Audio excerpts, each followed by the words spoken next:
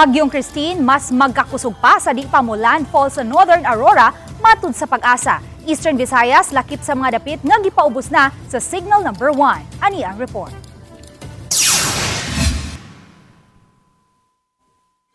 Katapusang nasigpatan ang Tropical Storm Christine, mga 335 kilometers east sa Vera Catanduanes, alas 11 kaganihang buntag. Matod sa Pag-asa, posibleng mukusog pa kini ug mamahimong usa ka severe tropical storm sa di pa mo landfall sa Isabela o Northern Samar ugma o baka sa Huwebes. Alas 11 usab kaganihang buntag gipaubos na sa Tropical Cyclone Wind Signal number 1 ang dakong bahin sa Luzon ug tibuok Eastern Visayas. Dili man direktang maapektuhan sa Bagyong Christine ang Central Visayas apan matod sa Pag-asa tungod sa Bagyong Christine masinati ang igo-igo ngadto sa kusog nga mga pag-uwan. Sa Northern Cebu nakapagawas na ang Pag-asa og orange rainfall warning. Samtang yellow rainfall warning usab sa nahabiling bahin sa Cebu. Central Visayas is wala pa man tay tropical cyclone wind signals. Ang atong signal number 1 naka-issue sa Eastern Visayas which is directly affected sila by the Bagyong Christine, but sa ato ay trough o katong gitawag naton hinunga or extension.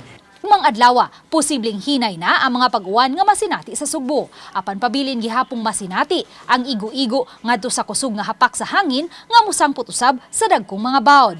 Sa pagkaron, walay gale warning nga gipagawas ang Pag-asa sa Central Visayas apan may pipila na ka mga shipping companies ang mihukom sa pagpakanselar sa ilang biyahe. Ang Angasil Port sa Mactan, Lapu-Lapu, normal ra ang biyahe ganihang buntag ug kalmado ra ang dagat. May biyahe pa usab kaganihang buntag sa Pantalan sa Punta Engaño. Apan pagka alas 10 sa buntag, usa sa mga shipping companies mipakanselar na sa second trip sa ilang barge nga nakaschedule unta sa alas 10:30 sa buntag. Kung bawod dito ba, maglisod sila og kanang rampa ba kung anong sa bawod. Oo. Mo nang pag inaron nga panahon mag-cancel dayon na sila kay maglisod sila og kuan ba. Samtang gibutyag usab ni ini mga pasahero gikan sa Hitafi, Bohol ang nasinati nilang kusog nga bawd samtang naglawig paingon sa Pantalan sa Punta Engaño. Bawd bawd kayo. Tungod sa kusog, ang naay mga bata nga nagsuka na, then napoy kanang times nga ang makina is ilahang paggan kay wala aron nga dili makakuan bitaw, maka-adjust sila sa bawd. Ang Pag-asa mitataw nga mas maayong likayan lang una sa mga gagmayng sakayang pangdagat nga mobiyahe. Mag-andam ayo sa mulawig atong mga gagmay, ilabi na gagmay kaayo sa sakyang pandagat because nagsugod na ang atong moderate to strong winds with baluron ang kadagatan because wala pa man nakagawas og naglandfall ang Bagyong Christine ug nakita pud nato mo intensify pa kina into severe tropical storm category to typhoon category. Kay atuang man sa Luzon, ang direksyon sa Bagyong Christine, kansilado na ang biyahe sa mga barko. Lakip sa na-stranded ang 87 ka mga sakop sa Lapu-Lapu City contingent nga misalmot sa Kasanggayahan Festival sa Sorsogon. Matod ni Gary Lau, Acting Tourism Officer, ang mga na-stranded, mga sakop sa Lapu-Lapu City contingent nga gilangkuban sa mga propsmen, DRR and personnel ug mga cook. Ug kagahapong adlaw, Oktubre 21 unta ang ilang biyahe, apan kagahapon pa lang wa nay mga barko sa Sorsogon ang gipalawig.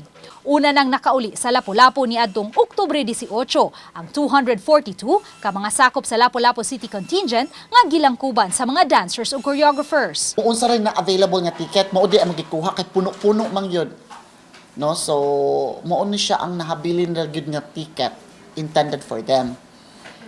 So, mo na siya ang nahitabo sa ato ang mga bata nga nung wa na usa gyud tanan. Hinuon matod ni Julius Espinosa, usa sa mga in-charge nga nahabilin sa Sorsogon, luwas man ang eskwelahan nga gipahimutangan sa nahabiling 87 ka mga sakop sa Lapu-Lapu City contingent ug gitabangan usab sila sa lokal nga kagamhanan sa lungsod sa Gubat ug sa lalawigan sa Sorsogon. Sugda ang uban, yayang hangin kay dili na permanente kay kanang bukus-bukus lang ang hangin pamundang. I-advise lang ni nila gusto pa dili na namo pwede mag-up o fourth floor ari namin sa ubos. Gihatagan na usab sila og mga pagkaon ug may mga personnel usab sa LGU nga nagmonitor sa ilang kahimtang ug gibutangan na usab sila og generator set.